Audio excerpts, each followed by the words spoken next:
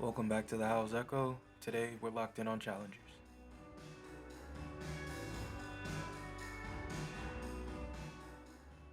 So Challengers just came out last week.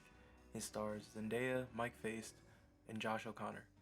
It was directed by Luca Guadagnino and shot by Sayombu Mukdikprum. My first thoughts of the movie, to be honest, I didn't like it. I believe my initial words were hot ass, 3 out of 10. So yeah, I didn't really like this movie, but upon second thoughts and a little bit of further reflection, just writing the script for this and talking to some friends and peers, I feel like maybe I'm hating. I'll get back to that, but anyways, let's get started. To start off with something positive, I thought the cinematography of this film was excellent. They took advantage of framing shots where characters can't escape each other, and I feel like that was the main pull of the cinematography and the framing. There was an amazing use of natural and artificial light sources. It was really thoughtful and careful shots overall, and a lot of shots I'm gonna remember for a while. Especially my favorite shot in the film was when Zendaya's character gets injured, and after she kind of just takes a moment to sit and reflect under a tree, and the camera just pushes in on her and sits with her through those moments. I thought that was really, really well done. If you couldn't tell, there's a lot of tennis in this movie. I thought the tennis was really well done as somebody who doesn't have any knowledge of tennis past Wii tennis. So it looked cool. I don't know. I thought that was cool that they were able to accomplish that using a little bit of CGI and also having the characters play a little bit of real tennis to pull off some really cool shots. Like when tennis balls are flying by, it definitely made tennis look more engaging than how tennis looks to me whenever it's on. So props to them for that. As far as the story goes, I didn't like it. But that doesn't mean it's bad, which was my initial reaction, but we'll come back to that. To me, it feels like it has all the pieces to be one of those films that has such a lasting impact. Like one of those character pieces that just kind of sticks with you. Luca Guadagnino just has that ability to create scenes that stick with you for a while. From the marketing material, it looked really good and seemed like something that got people excited to see it in theaters. But when I was watching it, I felt like I wasn't given enough room to really care about those characters. The friendship between Josh O'Connor's Patrick and Mike Faist's Art didn't really feel believable to me. There was a lot of romantic cues between them through the whole thing that were pretty clear, but at the beginning of the film, they didn't really seem like two dudes who had known each other since they were 12. I feel like the competition between the two of them would have felt a little bit more intense and really set up the lifelong battle between the two if we had gotten some of that, just some of their youth, some of their childhood.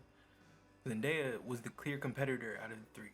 Her character lived and breathed tennis. You could understand her motivations from the start, and then it was really intriguing when they got more complicated as the movie went on. Her character had a clear conviction, and that was what made both the audience and Patrick and Art be immediately drawn to her. But as far as the two of them went, it didn't really feel like they started competing until the end. I think that given a bit more room to let Patrick and Art breathe without each other and see them in different facets of their lives as they grew apart and then lost this friendship, then the ending would have hit way harder. We only got a bit of those solo character moments at the beginning of the film, and to me, those were some of the most engaging moments.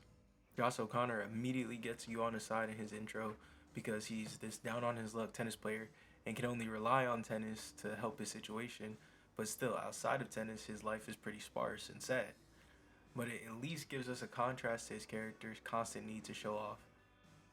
But then they kind of get rid of all of those moments where he's kind of, showing that contrast. I feel like contrast creates drama, and that would have been a really interesting place to take his character in just moments when he wasn't on screen with Art or Tashi.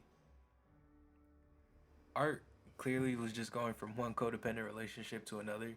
He seemed kind of to just latch on Zendaya so immediately, and that was clearly the direction they wanted to go in. I get that, but I feel like it would have made it more interesting and complex for him to question his devotion to her throughout the film instead of more towards the end, where we've just seen him, spending literally 11, 12 years on that, and that being his sole focus, doing tennis for her in order to like make her feel like she can still be a part of the sport after she gets injured. I feel like it would have added way more to the gravity they wanted to give Zendaya if we got to see a little bit of Art and Patrick kind of like pulling out of her orbit at times just to be drawn back in. I like the tennis, and I know this is a tennis movie, I get that. But I think it would have been beneficial to just cut out a little bit of the tennis. I feel like it would have been good to get just a little something more than exposition on their childhood. All of this might be a nitpick, but I think it's pretty valid since the film played with the timeline so much it would perfectly warrant something like a flashback. It's not that the story wasn't engaging, it's that it kind of felt suffocating.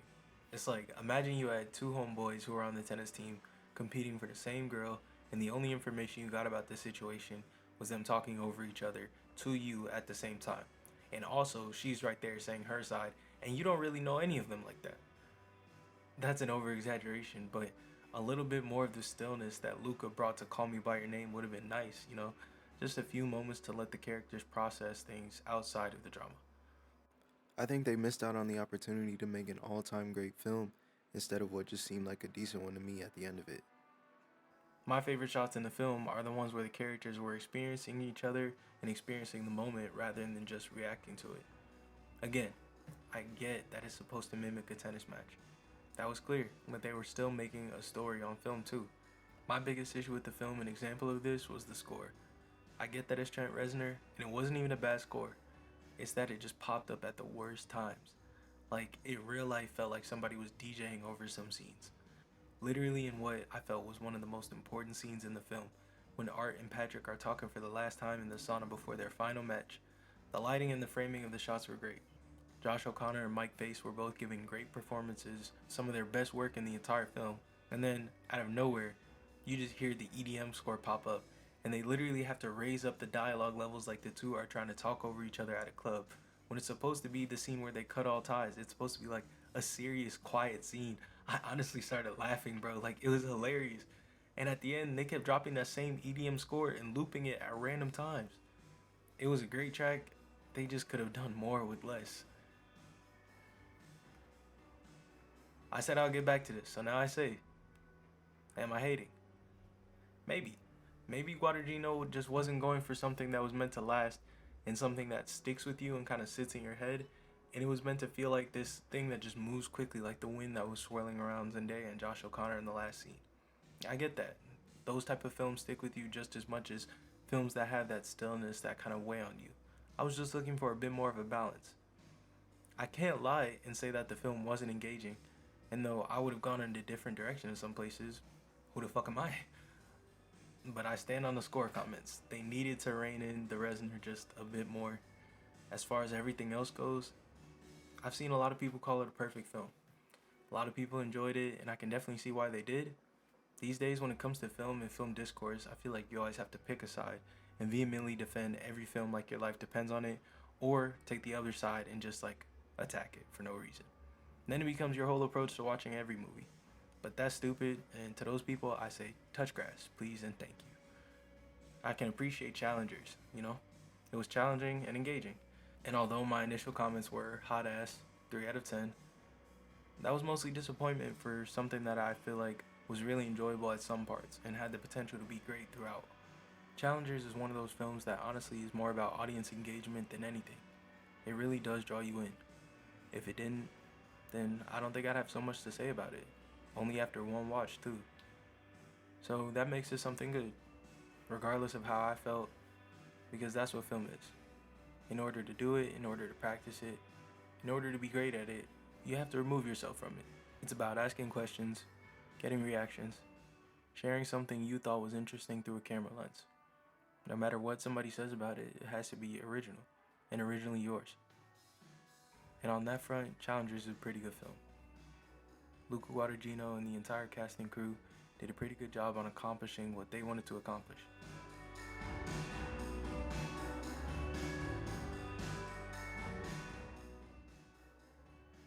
So, with all of that being said, I revise my review. Medium ass, 5 out of 10.